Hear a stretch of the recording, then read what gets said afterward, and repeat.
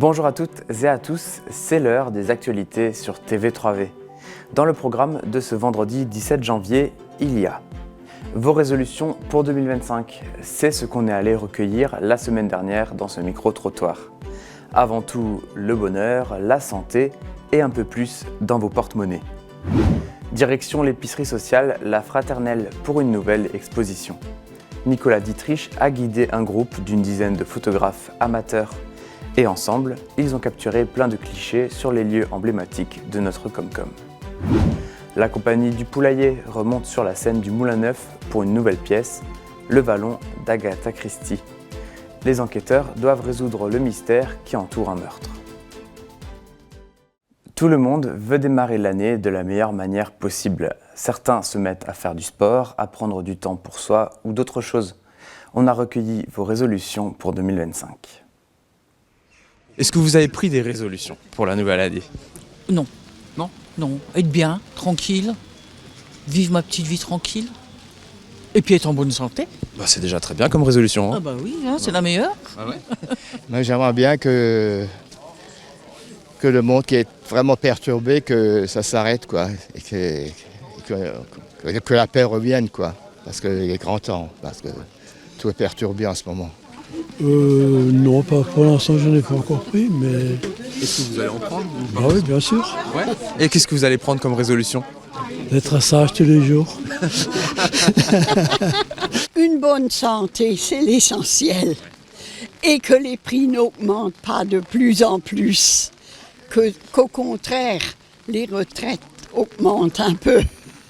Pour qu'on puisse s'offrir un peu quelque chose aussi.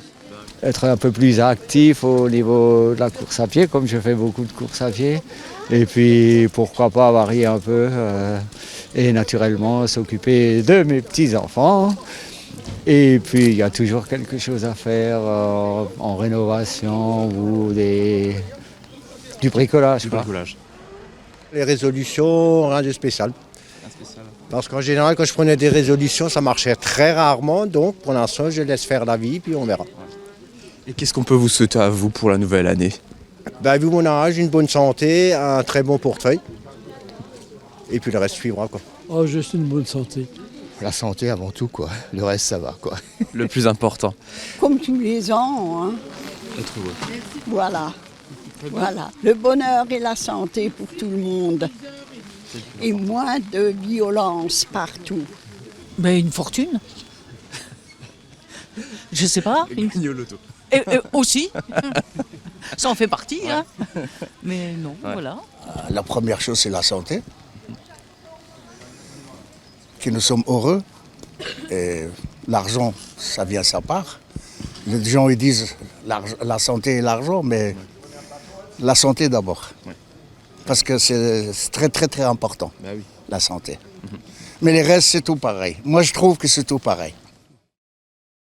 À la redécouverte du territoire. C'est le nom de la nouvelle exposition à l'épicerie sociale.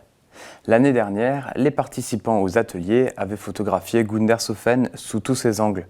Cette fois-ci, c'est le château du Schöneck, les forges de Jägertal ou encore deux autres communes. Une nouvelle exposition est visible à l'épicerie sociale La Fraternelle. Ce lundi 13 janvier, les photographes, les intervenants et les élus étaient réunis à Gundershofen pour le vernissage. Baptisée à la redécouverte du territoire, l'exposition compte plus d'une vingtaine de clichés réalisés en fin d'année dernière. Alors le déroulement cette année des sessions d'ateliers ont été complétés par la visite d'une exposition à Strasbourg et par les visites sur le terrain du territoire pour découvrir le patrimoine du pays de Niederbronn. Alors la contrainte, c'était vraiment de mettre en valeur le patrimoine du territoire. On a eu la chance d'avoir Emmanuel qui nous a accompagnés, qui nous a expliqué aussi tout l'aspect historique, ce qui permet tout de suite de faire des meilleures photos quand on comprend ce qu'on prend en image. Ça a permis d'aller plus loin puisqu'on avait déjà vu les bases du cadrage, de la composition des photos. Et donc il y a un regard encore plus aguerri qui a permis de mettre en place cette exposition. Elle fait écho à celle focalisée sur Gundershofen. Il y avait un noyau dur de photographes amateurs qui souhaitaient continuer et s'améliorer. Un noyau sur lequel se sont greffés de nouveaux participants. Ils ont capturé sous plusieurs angles la ville de Reichshofen et d'Oberbronn, les forges de Jägertal et le château d'Uscheneck. Pour le groupe, c'était difficile de faire un choix entre plus de 600 photos prises, mais au final, 25 ont été retenues. Au cours des 8 ateliers, plusieurs questions étaient abordées. Comment on construit une exposition et comment on la met en scène, ou encore de quelle manière on va faire cheminer les visiteurs dans l'espace. Comme l'édition précédente, l'ensemble des photos est visible ici à la Fraternelle pendant un mois, puis elles voyageront dans les différentes communes de la Comcom. Il y a des participants qui m'ont parlé de faire des projets à l'international, donc je les ai calmés puisque l'objectif c'est quand même de rester dans un budget contraint et de profiter de la beauté du territoire. Donc pas d'idées précises, on verra avec Morgane notamment les opportunités de financement via les demandes de subventions, les appels à projets, mais on trouvera toujours quelque chose à faire. Dans le monde entier, le nom d'Albert Schweitzer est synonyme d'humanisme. Hommage à cet Alsacien citoyen du monde. Albert Schweitzer est né le 14 janvier 1875 en Alsace, à Kaysersberg. À l'occasion du 150e anniversaire de sa naissance, la télévision locale allemande, OK-TV, était à Niederbronn-les-Bains, au Centre international Albert Schweitzer. Accompagnés par la télévision des Vosges du Nord, ils ont réalisé un portrait du centre et expliqué ses missions en lien avec le cimetière militaire allemand attenant. Albert Schweitzer est reconnu pour son action, il a notamment reçu le prix Nobel de la paix en 1952. Européen convaincu et engagé contre la guerre, ses valeurs imprègnent le centre international qui a pris son nom il y a 31 ans, faisant des enfants reçus ici des citoyens du monde. TV3V a le privilège d'accéder aux coulisses de la compagnie du Poulailler. Les comédiens répètent leur dernière pièce, petits extraits en avant-première dans ce sujet. Vous avez fait le choix de vous retirer du monde, lire, vous cultiver, vous occuper de vos biens plutôt que de privilégier la réussite matérielle. La compagnie du Poulailler prépare la pièce Le Vallon de l'auteur de romans policiers Agatha Christie. Depuis septembre, il répète cette œuvre au long texte, mise en scène par Guillaume Lallemand. Dans Le Vallon, les personnages passent un week-end chez les Anquetil.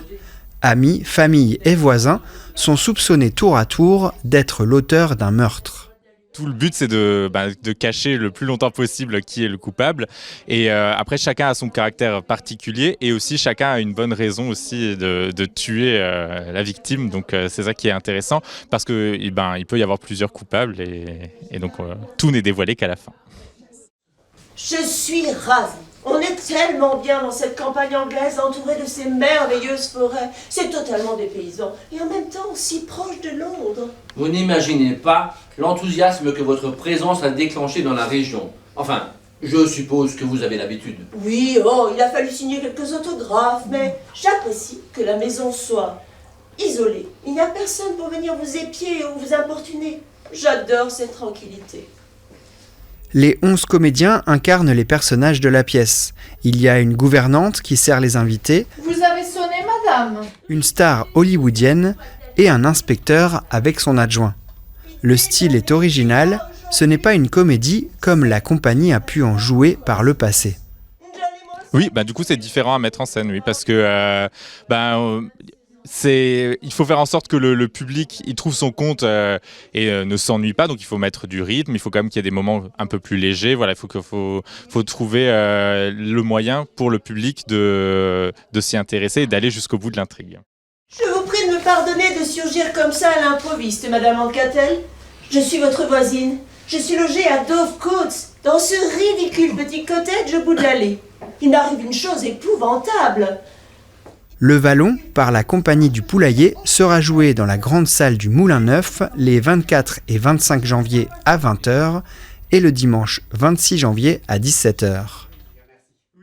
Je ne peux pas imaginer que tu sois heureuse de travailler dans un magasin, Midge.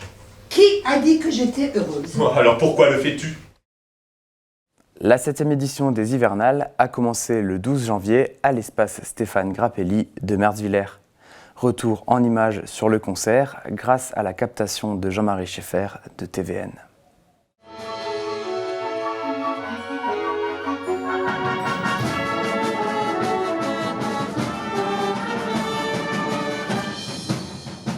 L'harmonie Concordia de Dauendorf, pour sa première participation aux hivernales, propose un voyage à travers le monde. Les musiques choisies viennent de plusieurs pays et continents.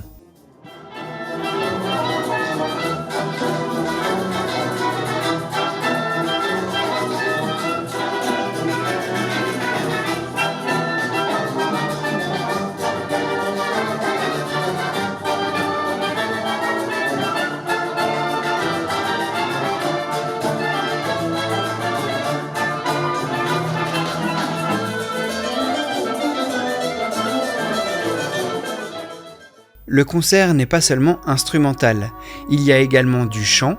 Ces 3 choristes interprètent The Greatest Show du compositeur américain Benj Pasek.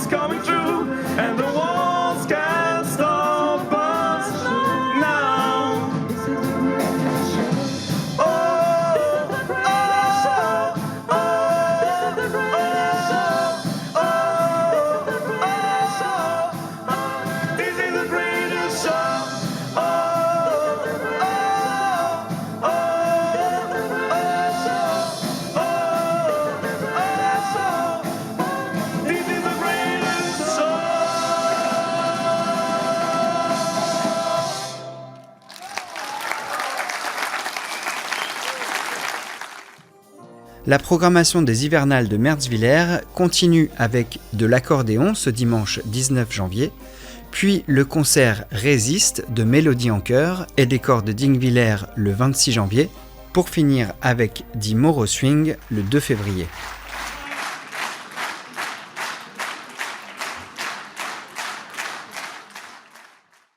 Et c'est tout pour cette semaine. Tout de suite, on part du côté de Colmar, chez nos collègues de TV7, dans un tour en Alsace. A très vite pour votre dose d'actualité locale. Bonne semaine et portez-vous bien.